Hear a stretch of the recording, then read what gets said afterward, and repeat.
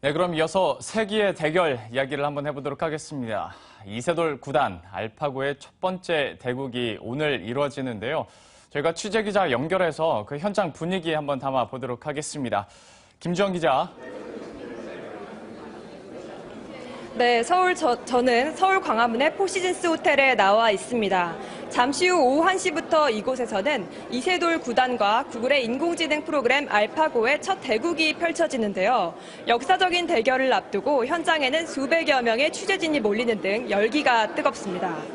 오후 1시부터 시작되는 대국은 약 오후 5시 반까지 진행될 것으로 보이는데요.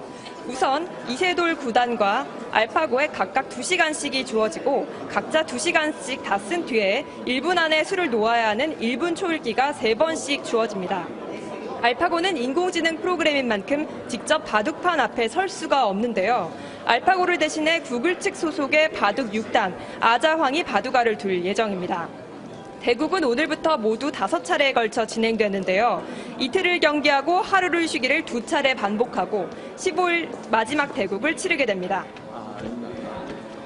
컴퓨터인 알파고에게는 승기를 잡는다는 것 자체가 큰 의미가 없을 수는 있겠습니다만은 이세돌 구단에게는 이 첫 번째 대국이 무엇보다 중요할 것 같은데요. 이 첫 번째 대국의 결과 좀 어떻게 예측이 되고 있나요? 그렇습니다. 샷계열 전문가들은 무엇보다 이번 첫 대국이 중요하다고 강조합니다. 앞서 지난해 10월 알파고는 유럽의 바둑 챔피언 파누이 2단을 5대 0으로 꺾었는데요. 당시 완패한 파누이 2단은 무엇보다 첫 대국 이후 심리적인 부담이 컸다고 전했습니다. 알파고는 또 전반전보다는 후반전에 더 강한 것으로 알려졌습니다. 8일 기자회견에서 구글 딥마인드의 대표이사 데미스 하사비스는 컴퓨터는 인간과 달리 겁을 먹지 않는다. 실수할 가능성이 없다며 자신감을 보였습니다. 이세돌 구단은 첫 판 승리를 자신했습니다.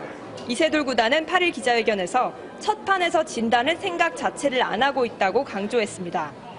다만 이세돌 구단은 프로 바둑 기사로서 여러 대국을 치른 경험이 있다며 최선을 다하겠다고 말했습니다.